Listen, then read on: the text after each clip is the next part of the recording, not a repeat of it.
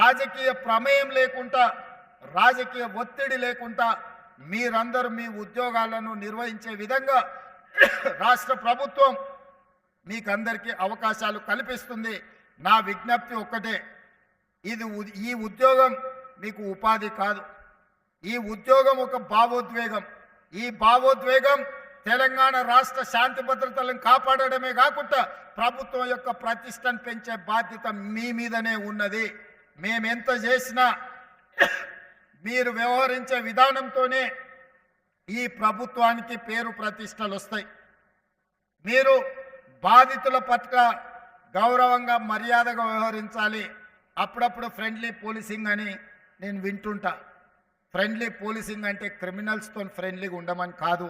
నేను స్పష్టంగా మా పోలీస్ మిత్రులకు నేను చెప్పదలుచుకున్నా. ఫ్రెండ్లీ పోలీసింగ్ అనే పదం బాధితులకు, అన్యాయం జరిగిన వాళ్ళు పోలీస్ స్టేషన్కి వచ్చినప్పుడు వాళ్ళని కూర్చోబెట్టి వాళ్ళ ఫిర్యాదు ఏందో కనుక్కొని ఆ ఫిర్యాదును పరిష్కరించి వాళ్ళకి న్యాయం చేసే విధంగా ఫ్రెండ్లీ పోలీసింగ్ ఉండాలి తప్ప కబ్జాలు పెట్టుకున్న వాళ్ళకో, హత్యలు చేసిన వాళ్ళకో, లేకపోతే ఆర్థిక నేరగాళ్లతో ఫ్రెండ్లీగా ఉండమని కాదు. అందుకే ఫ్రెండ్లీ పోలీసింగ్ అనే దాన్ని రీడిఫైన్ చేసుకోండి. పోలీస్ అంటే నేరగాడు భయపడి తీరవలసిందే. పోలీస్ పేరు వినిపిస్తే కబ్జాకోరైనా, డ్రగ్స్ వాడేవాడైనా, లేకపోతే చెరువులను, కుంటలను, నాలాలను ఆక్రమించుకునే వాడైనా, లేకపోతే నేరాలు చేయాలన్న ఆలోచన ఉన్నవాడు పోలీస్ పేరు చెప్తే భయపడాలి. వాళ్ళను భయపెట్టండి. బాధితుల పట్ల ఫ్రెండ్లీగా ఉండండి. అప్పుడే నిజమైన పోలీస్ వ్యవస్థకు గౌరవం పెరుగుతుంది. సమాజంలో అత్యధికంగా కష్టపడేది పోలీసు వాళ్ళే, కానీ అత్యధికంగా విమర్శలు ఎదుర్కొనేది కూడా పోలీసు వాళ్ళే.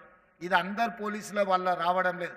కొద్దిమంది పోలీసుల వ్యవహారం అంత పోలీస్ వ్యవస్థకే చెడ్డ పేరు తెచ్చే విధంగా, విమర్శల్ని ఎదుర్కొనే విధంగా పరిస్థితులు ఉంటున్నాయి. కాబట్టి ఈ ప్రభుత్వంలో మీకు స్వేచ్ఛ ఉంటుంది. ఈ స్వేచ్ఛ ప్రజాస్వామ్యాన్ని కాపాడడమే కాదు, ప్రజలకు అందుబాటులో ఉండి బాధితులను ఆదుకునే విధంగా ఈ స్వేచ్ఛ మీకు ఉంటుంది. నేరగాళ్ల పట్ల కఠినంగా వ్యవహరించండి. కొంతమంది డాపు దర్పం ప్రదర్శించడానికి పోలీస్ స్టేషన్లకు వచ్చి హడావిడియో చేస్తే చక్కగా తీసి బొక్కలేయండి అని నేను చెప్పదలుచుకున్నా. పోలీస్ స్టేషన్కి వచ్చిన వాళ్ళు పోలీసుల పట్ల మొదట మర్యాదగా వ్యవహరించాలి. పోలీసులు వాళ్ళ పట్ల మర్యాదగా వ్యవహరించడం ఎంత ముఖ్యమో, పోలీస్ స్టేషన్కి వచ్చిన ప్రజాప్రతినిధి ఎవరైనా సరే పోలీసుల పట్ల కూడా మర్యాదగా వ్యవహరించాల్సిన అవసరం ఉన్నది. వాళ్ళు అమర్యాదగా వ్యవహరిస్తే మీరు మర్యాదగా ఉండడం వల్ల అది చేతగాంతనంగా కొన్నిసార్లు సమాజానికి సందేశం ఇచ్చిన వాళ్ళం అవుతాము. కాబట్టి ఈ విషయంలో మీకు స్పష్టత ఉండాలి. ఈ వేదిక మీద నుంచి పోలీస్ శాఖ సిబ్బందికి టాప్ టు బాటం నేను ఇచ్చే ఇన్స్ట్రక్షన్ ఒక్కటే. బీయింగ్ అనే chief minister as well home మినిస్టర్గా నేను మీకు ఇస్తున్న ఆదేశం ఒక్కటే.